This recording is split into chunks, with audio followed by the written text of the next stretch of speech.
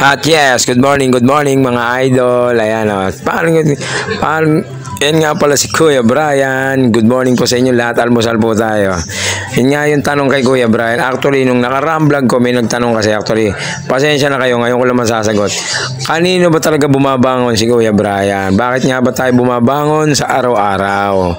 Diba? Yun yung mga tanong dun sa nakaraang vlog ko na actually ngayon ko lang talaga masagot kasi nga medyo bumagyo, hindi tayo makapag-vlog at siyempre medyo may konti tayong napalo tayo sa puwet. Yan yun.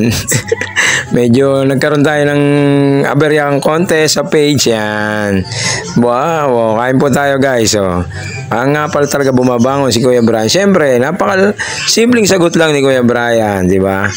Para sa pamilya, ayan di ba? Para sa sarili. Actually, even talagang given na yung para sa pamilya. Siguro, para sa sarili mo rin, di ba? Paano ka magsisikap, di ba? Kung lagi ka lang nakahiga. Di ba? Ayan habang bumabiyahe si Kuya Brian, nag-LRT, nag-jeep, ganyan kasarap magtrabaho sa SM. At syempre, ganyan ka-enjoy ang Expedice. Ayan tingnan nyo naman, naka-ID pa si Kuya Brian ang Expedice dyan. Hindi lang basta-basta Expedice yan. Di ba? Siyempre, kung hindi ka babangon sa araw-araw, paano makikita?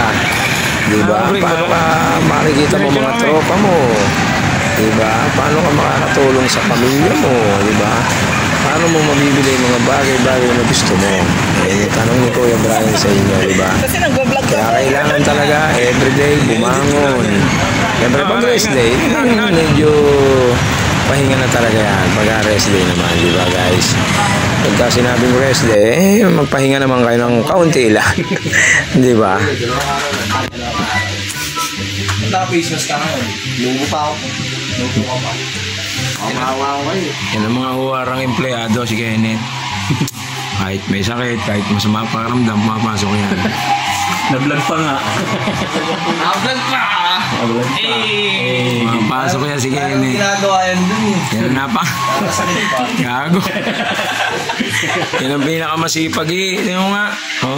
Kahit masama ka pakiramdam namin Tubig lang, malamig Ayan na. Tubig lang, malamig. May yelo. Nag-yelo. Rainbows.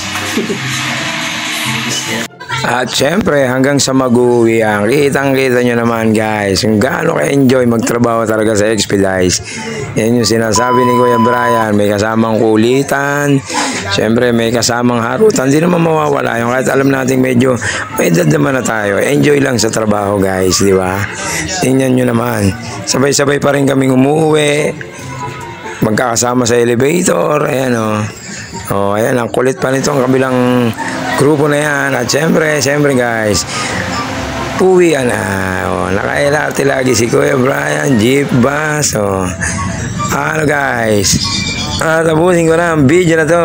Kahit maulan, trabaho pa rin, pasok lang tayo guys See you tomorrow.